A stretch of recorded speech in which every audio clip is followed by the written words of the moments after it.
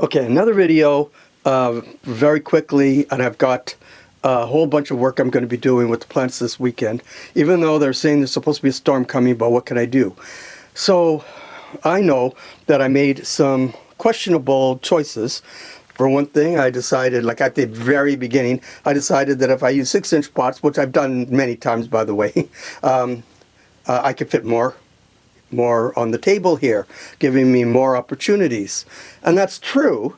And I think as long as I start the plants a little later, it's probably better, because these little pots are not great when the plants are this big. I think plants are pretty big. And for the most part, I'd say they're nice, you know, they look pretty good.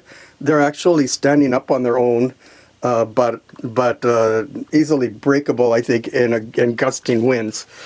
And that's an issue. And then the little pots are not perfect for staking, because, you know, the ratio of soil to the size, and you know, it's not like when you push it down into the soil there, and then you have all kinds of strength that you're giving that stake. There's no strength here, and it basically, the stake will move with the plant. Hey, I've been through all this before. I know what I'm talking about.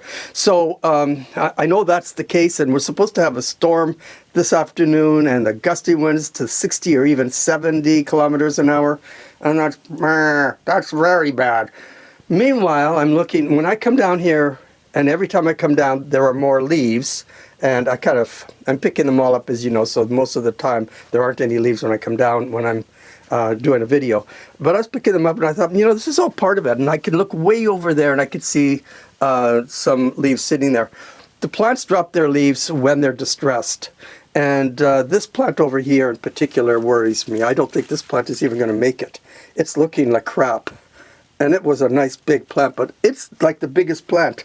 And it kind of makes sense. It's the biggest plant.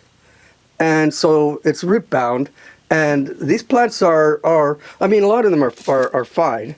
I don't know which one I just picked up. I don't want to pick up the same one again. I mean, if I look over here, and I could see this plant looks nice. A lot of the plants are nice. And I'm going to give away the nicest plants and keep the crappier ones for myself. That's just what I think anybody would do.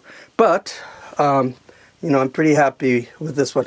So I thought, whenever the plants are in distress, and it doesn't matter what it is, too hot, too cold, too dry, too much water, and all of these things are cause for distress with the plant. What do? They drop their leaves right away. They think that they're here for the long haul.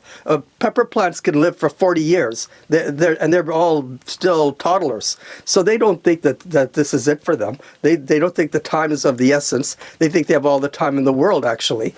And so they drop their leaves and they hunker down and they say, this too shall pass, and I'll just start again. And so that's what happens. Now, if I get them out, and if I get even this one out in the garden, and it's beautiful, and it doesn't get too hot or too cold, and it's looking like mid-20s Celsius throughout the summer, according to AccuWeather, and so it will recover. But the question is, how long will it take it to recover, and will I get any peppers out of it? And that is really the issue.